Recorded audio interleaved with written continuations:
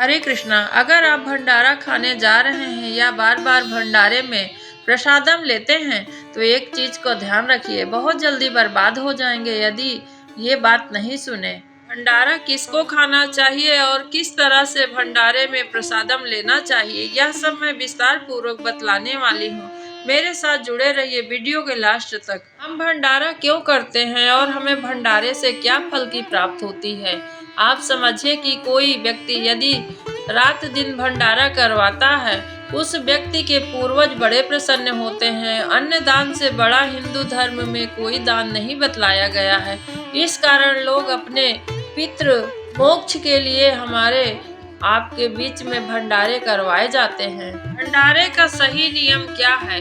भंडारा जब होता है तब उसमें घर के व्यक्ति को भी अन्न पाने का अधिकार नहीं है और आप और हम बड़े प्रेम से भंडारे का प्रसाद पाने जाते हैं और 1 रुपए उसमें डालते भी नहीं है दक्षिणा स्वरूप। उनका पितृ दोष हम उस भोजन प्रसादम के साथ लेकर अपने कर्म से जोड़ लेते हैं।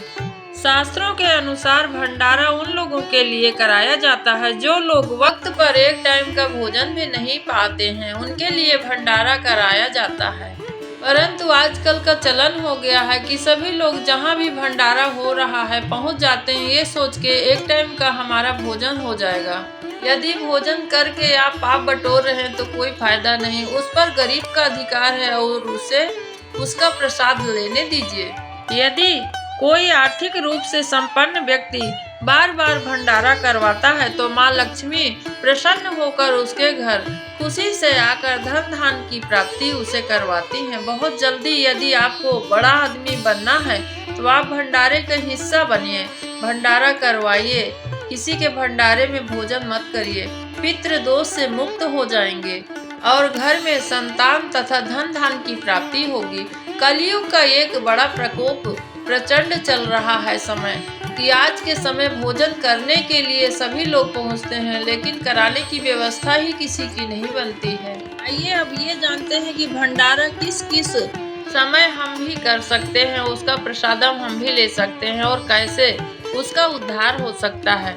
यदि हम कहीं तीर्थ धाम पर गए हैं और वहां पर हमारी व्यवस्था नहीं बन रही है और हम संपन्न हैं तो भंडारे में प्रसाद के रूप में हमें भंडारे में भोजन करना कोई निषेध नहीं है, परंतु 150, 200, 500 जो हमारे पास क्षमता है उसे हमें वहां पर देना ही चाहिए, दान के रूप में करके आना चाहिए।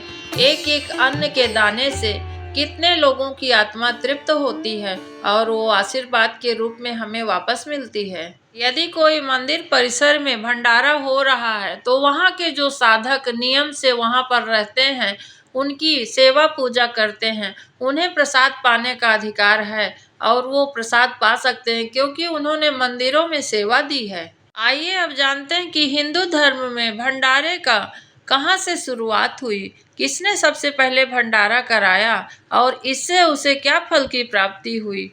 पद्म पुराण में वर्णित है कि राजा श्वेत मृत्यु के बाद जब परलोक पहुंचे तो उन्हें भोजन प्राप्त नहीं हो पाया था।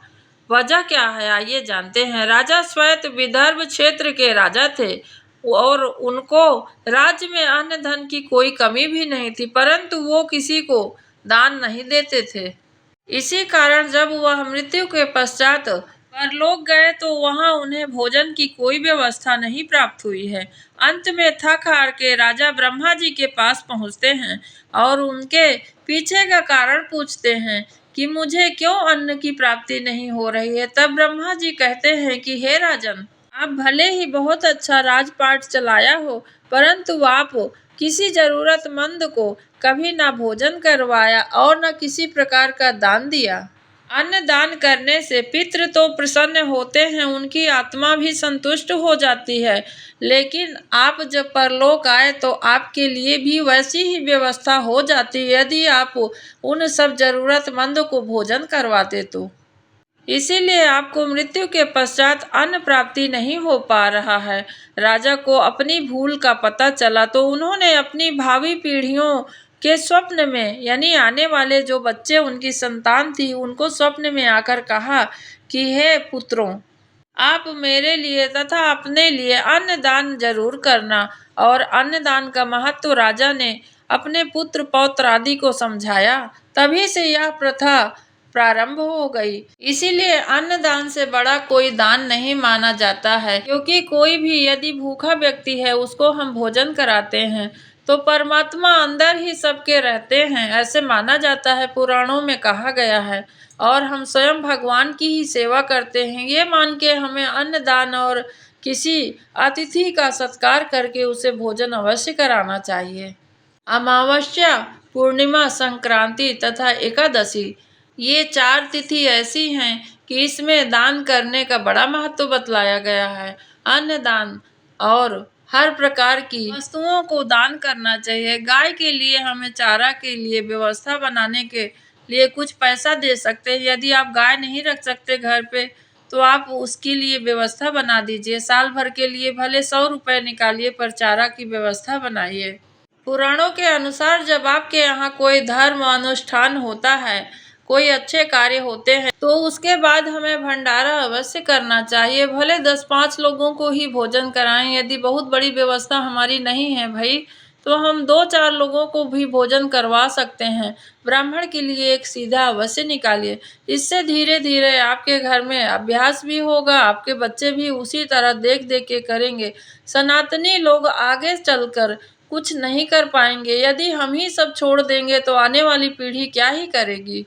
आज गया, पिंडदान और पितरों के लिए कोई कार्य नहीं हो रहे हैं। आखिर किस लिए? हमें संतान की प्राप्ति करने के लिए हम अनेक उपाय करते हैं, इसीलिए ना कि हमारे पितृ तर्पण पाएं और गया हो उनका। और पितरों के लिए तृप्त होने वाले भंडारे भोजन हम करवाते रहें, सीधा निकालते रहें।